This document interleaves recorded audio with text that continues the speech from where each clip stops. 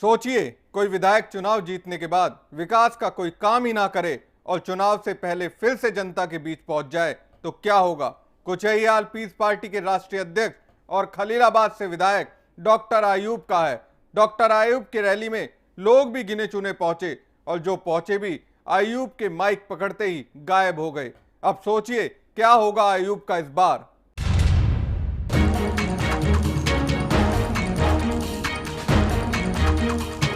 ये क्या, नेताजी इतने जोश के साथ सभा को संबोधित कर रहे हैं और सुनने वाला कोई नहीं।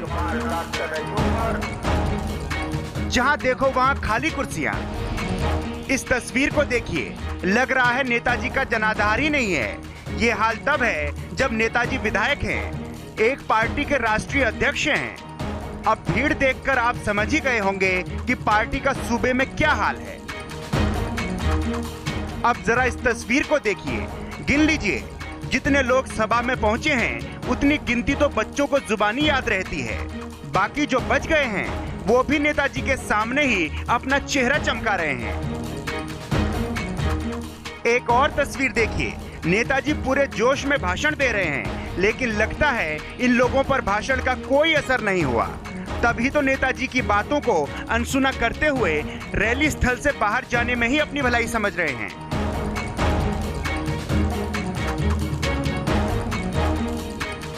चलिए अब आपकी नेताजी से पहचान करा देते हैं। ये हैं पीस पार्टी के राष्ट्रीय अध्यक्ष डॉक्टर आयूब।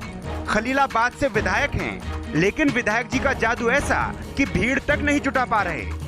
हालांकि विधायक जी दावे तो बड़े बड़े करते हैं, लेकिन उनके दावों की हकीकत तो इस रैली में ही सामने आ गई। कहते हैं इलाके में पकड़ है, लेकिन पकड़ होती तो फिर रैली में भीड़ क्यों नहीं जुटी।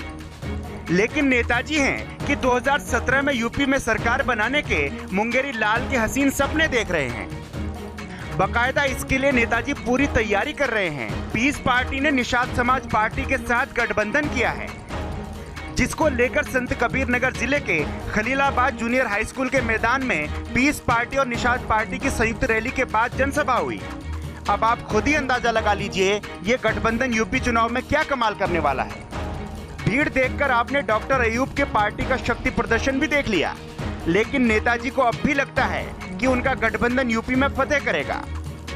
साहिल खान, समाचार प्लस, संत कबीर नगर।